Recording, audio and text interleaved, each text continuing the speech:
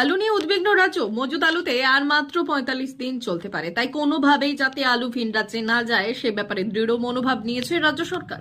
মঙ্গলবার রাতে খড়গপুর বালেশ্বর জাতীয় সড়কের নারায়ণগড়ের বেলদা, দাঁতনের বামুনপুকুর ও সোনাকনিয়াতে 3টি নাকা পরিদর্শন করলেন রাজ্যের কৃষি বিপণন মন্ত্রী বেচারা বান্না। নাকাতে যাতে কোনো খামতি না থাকে সেদিকে বিশেষ নজর দিতে নির্দেশ দেন পুলিশকে। এদিন প্রথমে বেলদার শ্যামপুরাতে নাকা পরিদর্শন করার পর দাঁতনে যান।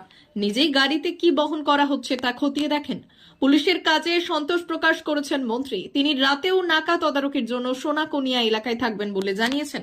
তিনি জানান, রাত থেকে বর্ডার এলাকা পরিদর্শন করব। কিছু ক্ষেত্রে অসাধু উপায়ে আলু পাচারের চেষ্টা চলছে, সেই চেষ্টায় পুলিশের কড়া পদক্ষেপ তা হচ্ছে না। কোথাও যাতে ফাঁক না থাকে তা দেখা হচ্ছে।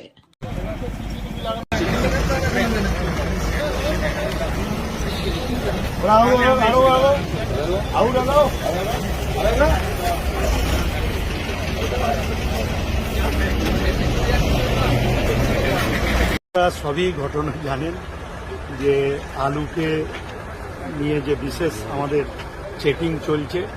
আমরা ইতিমধ্যেই বেলদা চেকপোস্ট এবং আমাদের এই দাঁতনের বামুনপুকুর এবং সোনাকনিয়া আমরা চেকপোস্টে এসে দেখেছি যে আমাদের যারা দায়িত্বে রয়েছেন অফিসাররা খুব যথেষ্ট ভালো কাজ করছেন এবং কেউ কেউ কাঁচা আনাজের নিচে বা প্লাস্টিকে ভরে আলু নিয়ে যাওয়ার চেষ্টা করছে, কিন্তু এখানে ওরা চেকিংয়ের জন্য সেটা নিতে দিতে পারছে না।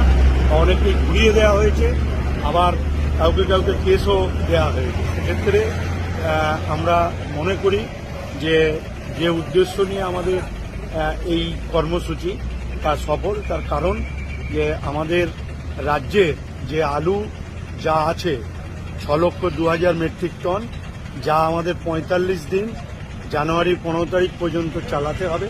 তাই স্বাভাবিক কারণে আমরা এরকম চেকিংয়ের ব্যবস্থা আমরা করেছি এবং খুব ভালো চেকিং হচ্ছে এবং অফিসাররা দায়িত্ব নিয়ে কাজ করছে।